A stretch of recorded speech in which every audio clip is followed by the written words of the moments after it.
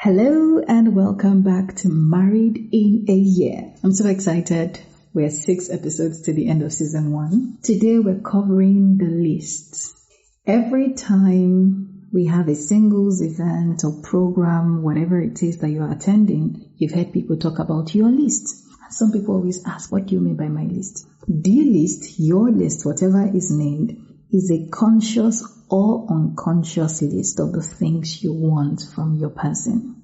So people have things like kindness, height, color of the eyes, the kind of house they want to have with this person. When I say house, I mean home they want to build with this person. They're just different things on people's list, and different things mean different things to different people. So for example, if someone has height on their list, you could look at them and say, oh, it's a frivolous thing to be looking for in a life partner. When you sit down with the person, they may have a story of how a tall person saved the life of a family member because they could flip the person over their shoulder or get them out of a house that was burning or something. And so it's not frivolous to them. It's something that signifies life. Many years ago, I had this person who was older than me at the time because I was a teenager. Yeah, give and take, I was like 17, 18. And this person was saying how he didn't want to marry a woman who was plus sized. According to him, when he first said it, everyone started laughing. And then he explained further and said he needs to know that the person he's with is someone he can carry in an emergency. We don't know if he has a backstory of a parent who was sick, an aunt who was sick, an uncle who was sick, and no one could carry the person physically because of their weight. Some other person will say, oh, why doesn't he go to the gym? It may not have crossed his mind at the time. By the way, this person was a pretty skinny person and he was small. He's not what you call an average tall man. So somewhere around 5'7", 5'8". And so it's possible that it had not crossed this person's mind. This conversation was 12 years ago. Obviously, a couple of things might have changed. Years after that, I heard someone else say they can't be with someone who doesn't drive because they had lost a family member or they almost lost a family member. The person was sick or there was an emergency, a cardiac arrest or something, and nobody in the house could drive a manual car. The only person who could drive the manual car at home was the person who was sick, was the person who needed to get to the hospital. So again, when people say things, you can't just assume that it's a frivolous thing. I'll give you one more example. When I was an undergraduate, something had happened in school and there had been tear gas in my school premises. And I remember while I was trying to run, I'd run into 2 young men. If you've known me prior to now, you've probably heard this story before. One of them was asthmatic and he had gone into one of the episodes. His friend or the person who was beside him did not know how to use an inhaler. And so in a bid to rescue his friend, he flipped his friend's chest over his shoulders and was trying to run away with this young man. But again, remember this person is not breathing well. And so they stopped somewhere, but there was still tear gas and etc. around. Anyway, I happened to have come across 2 of them and I'd gotten the inhaler and used it. Now, if someone had seen me that day, they would have thought, oh, I was just a kind person. But I wasn't just a kind person, I was an educated person. My grandmother was asthmatic. My best friend at the time was asthmatic. I used to be in the Red Cross. And so, because of my previous experiences, I reacted differently to this other person. So, if I look at that experience, and I look at these people I had mentioned and me being at Red Cross at the time, then I say something as interesting as I cannot date or I cannot marry someone who does not know how to handle a health emergency. Someone will say, oh, you are just being what?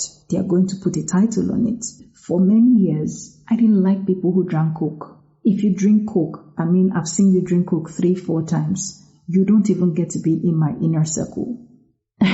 When I dated someone who drank Coke, I remembered how weird it felt because this is me who did not used to tolerate having friends who drank Coke consistently. Now, when I say that, someone says, you're being judgmental. No, we had lost a family friend who had a Coke addiction. And it was so bad that on the hospital bed, the person was asking them to sneak soft drinks into the hospital. I wasn't close to this person. I didn't have contact with this person while they lived. As a matter of fact, if I see a picture of the person, I could not recognize it.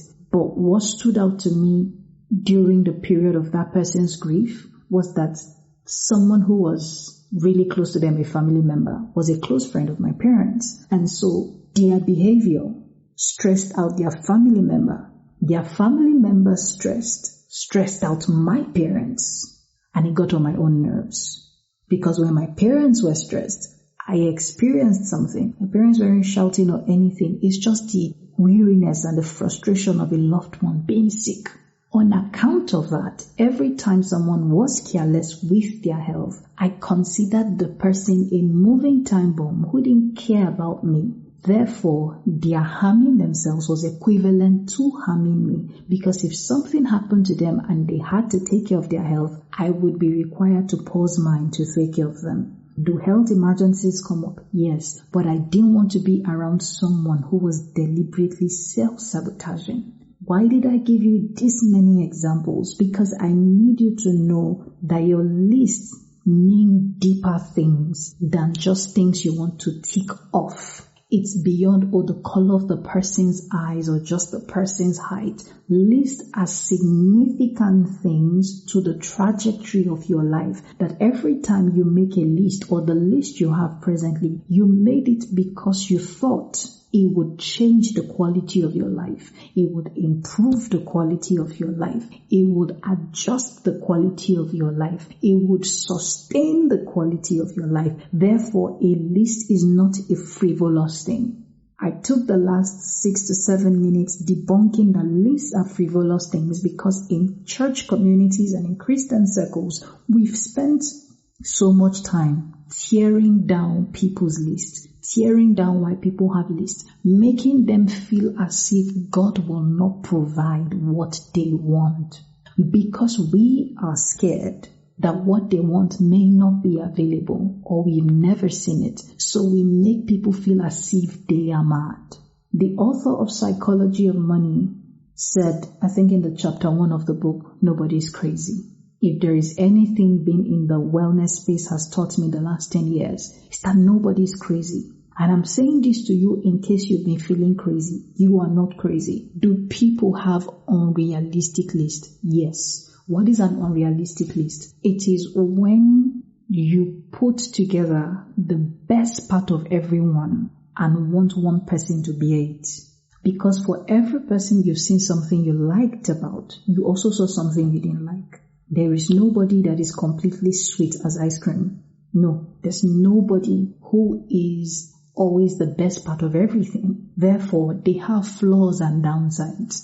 You like a person who is articulate and you like a person who's a public speaker. The implication of it is that they may mansplain a lot of things to you, like we call on social media. They overly explain things. Yeah, I get it, but shut up. Shut up sometimes. You want someone who's quiet, but the implication of it is that sometimes they may not speak to you when you want to be spoken to. You want someone who loves to read, but the implication of it is they can be in the room and ignore you while they're reading. You want someone who's a great cook, but the implication of it is that sometimes you may never cook anything they like because they're constantly telling you what can be better. And so there are sides to people that are not always rosy. An unrealistic list is therefore a list that is made up of combining only the best parts of people and rejecting the human side of it. So I'm saying I want a woman who is authoritative and owns her own business and knows what she's doing with herself. There is every possibility that that woman has some level of a projecting energy, which means that sometimes she may speak to you authoritatively, not because she does not respect you, but because that is how her life operates. And so it would take her calming down and being in your presence and really observing your presence to step back of projection and then be the person who is receiving. You say things like, oh, I want a man who's wealthy and makes 6 figures. Do you know how much work it takes to make 6 figures in certain countries? How many hours of work? So you're saying you want a person who makes 6 figures, who owns their own business, but who also spends 80-hour weeks with you at home. It's not realistic. It's not. Except perhaps this person is an author who's written one fantastic book, or they're an artist who's done one phenomenal work and then they sell it off and they have enough money to ball for a while. But even if this person is a creative, it does mean that regardless of how much money they make, they will enjoy creating. And creating takes hours. If this person is a business person and they truly love business, it does mean that they are going to be in the office, they are going to be at business meetings, they are going to be speaking to investors, they are going to be speaking to clients, they are going to go to auctions. A lot of things make up what you want about that person. And so if you say, I want the good sides of this person, I want what makes them shiny, but I don't want what does the work of this shine, then it is an unrealistic list. Okay, now that we've sorted that out, let's get into your list. I don't want you to cut down your list. I actually want you to standardize your list. What does that mean? It means the things on your list cannot be frivolous things. The things on your list cannot be things that have you second-guessing yourself. For example, if you say height is a thing for you, why is height on your list? Why do you want a tall woman? Is everybody in your house short? You want your kids to be tall. Have you at any point asked the Lord if your kids need height to make it in life? Because you're thinking, you want your kids to be tall and then they're going to be basketballers. Yes, but did the Lord call your children to be basketballers? I love music a lot, and I'm sure in one of these episodes I've spoken about it and how I want my kids to play instrument, blah, blah, blah. But then I was speaking one of those days with my friend and she said something along the lines of people registering their kids for piano lessons. The Lord tell you that your kids are going to be musicians. And it wasn't to put down any of those things. It was just in the moment I realized, come to think about it. Yeah, this is good for their brain, it's good for their mind, it's good for their creativity. But did the Lord call them to do this as a profession? Therefore, I'm investing in it as kids. I'm investing in it from when they are younger with the intention. It's different when you give kids access to things for creativity's sake versus when you do it as, this is the direction they need to go. So when you're saying you want to marry someone who's tall because of your kids, what has the Lord called your kids to do that is tied to their height? Have you asked? If you say you want kindness, what is kindness? Because kindness to you is different from what kindness is to me. All of us will generally accept what kindness is. But kindness in each of our individual hearts, when they ask us to drill down what the generic word kindness means, it means deeper things per person. For example, the word integrity to most people means that when you say something, you keep it. Personally, integrity for me is when you say something to yourself and you can keep it. Integrity for me is not what you do for me when you speak to me. Integrity is what you do for yourself when you tell me you will do something. So for most of my friends, when they are starting up a business or they have an idea, I am likely to be the person they call as an accountability partner because my standard for integrity is not what you do for me. My standard for integrity is what you do to yourself and what you do for yourself. That standard of integrity plays out in how I execute things. When I say I will execute, I execute them because I know, the Lord wants me to do this, and then I do it. So if I put integrity on my list and you put integrity on your list, what we mean is different. Integrity for me is saying, you'll go back to school in 6 months' time. And then I put it in my Google Calendar and I ask you in 5 months and you tell me, you've paid for your form. That is integrity for me. Integrity is not taking me out on a date at 6 p.m. Does it mean it doesn't matter to me? It does. But it doesn't have as much rating in my eyes as much as you're keeping integrity to yourself. When you put on your list that you want a person who's spiritual, what is your definition of spiritual? Many years ago as an undergraduate, I heard someone say that even demons are spirits. So you need to clarify what you mean. When you say spiritual, what do you mean? When people say things like, they want a partner who sees, in terms of spiritual seeing, I get pretty nervous sometimes. Because even in my field, in mental health and human relationships, people do all sorts of spiritual things just so that their work looks more accurate, is soul level deep in quote. And so when you say you want a person who can see, what do you mean? Because diviners can see. I remember joining a training for my work. And at the end of the work, they upsold a training. And in the training, there was a VIP section. And the VIP section was that they were going to check your star and the star of the place. That's spiritual. It works for them. When they do it, they're able to say, oh, this place will be profitable in June. That other location will be profitable in May. But is that what the Lord asked you? Is that what the Lord means by spiritual? When people say things like, oh, you want a person who can pray, what do you mean? Do you mean a person who sweats when they pray, or a person who knows how to communicate with God? Because those two people are supposed to be the same people, but sometimes they are not.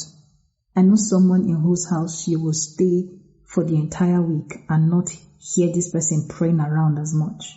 But if you look around the house, this person is literally praying. Then there's me.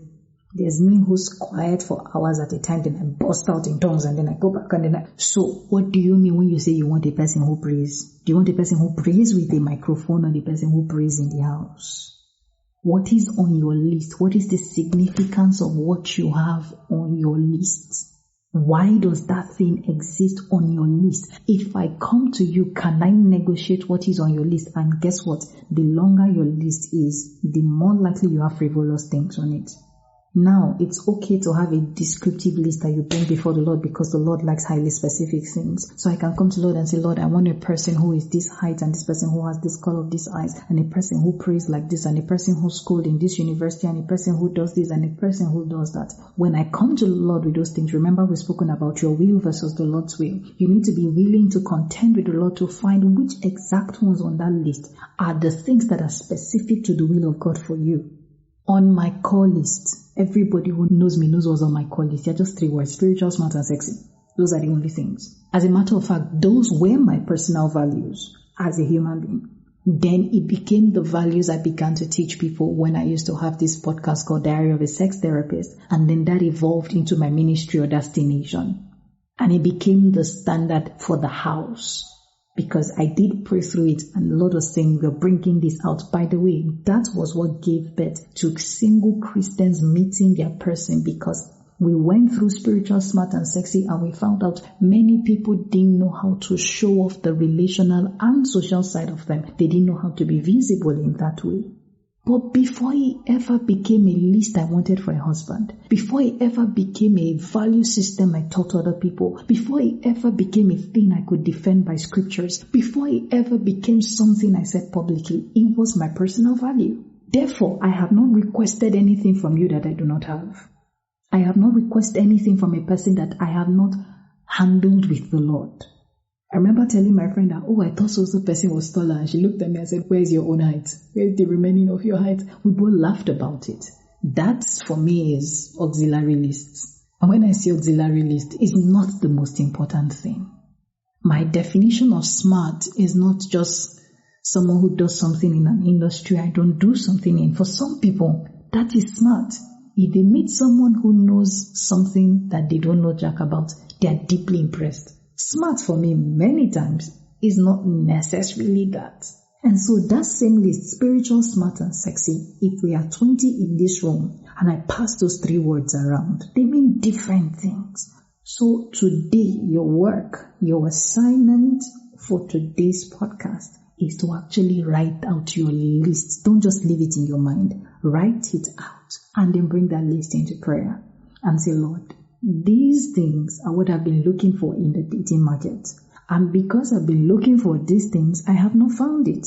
And it's important that you are able to identify that you have not found it or that you found it selectively. And because you found it selectively, it has either increased your hope or decreased your hope. And so, God, what part of this is exactly what I should be looking for? This is what I've written in this order. Is there something that needs to be edited? Is there something that needs to mean a different thing? What should sexy be? The Lord knows your innate desires, but it's okay to tell the Lord your desires. Is it the way you want to be held, the way you want to be touched? What does it mean to you for your partner to be sexy? What does it mean for you to feel wanted? Have you ever felt wanted? Was it in the context of righteousness and holiness? So even in this righteous and holy marriage, you're praying for, how do you want to be needed? How do you want to be wanted? How do you want to be held? Those things are what makes up your list. And when you find the ones that are non-negotiable, they become the values for which you set your gates. Remember gates from 2 episodes ago? Good. Those things become the standards you use. That when someone comes into your life, you don't waste 6 weeks talking to them. You don't waste 12 weeks talking to them. If spiritual is on your list and spiritual is believer in Jesus Christ and the person believes in the baptism of the Holy Ghost, because Jesus left us His Holy Spirit, and you speak to the person and the person say, well, I do believe in spiritual things. And you say, okay, do you believe in Jesus? And they say, he's a nice prophet. You know to walk. That's not where you go and be praying. Oh Lord, 'cause I've done it before. Prior to now, I would have said, I've never done stuff like that until I did it. And I thought, damn, is that what it looks like when you actually do make a stupid decision? Yep, that's how it feels. I was praying 3 hours, asking questions that I knew the answer to. No, there's no need. Don't waste time. Don't waste your time. Don't waste God's time. Don't waste the time of your destiny. Or you have on the list that the Lord will not give you someone that makes you feel not needed or that you're not good enough. If you meet someone who makes you feel not good enough, you don't have a prayer point. You have an action. You have a verb to execute. You walk. That's not a prayer. That's not a prayer. You have on your list someone who is going to help you be pure in your abstinence journey. And then you meet someone who's saying, oh yeah, I'll marry you if you move into the house with me. Excuse me? Moving on. That is how you create your gate. You create your gate on account of your values. Your list is a reflection of your value. I hope with these few points of mine I've been able to convince and not confuse you that your list is actually a power tool, and it is a very helpful tool. And if you wrestle it prayerfully until you come to the will of God, your list is going to be the bomb. So until next week when I see you, bye.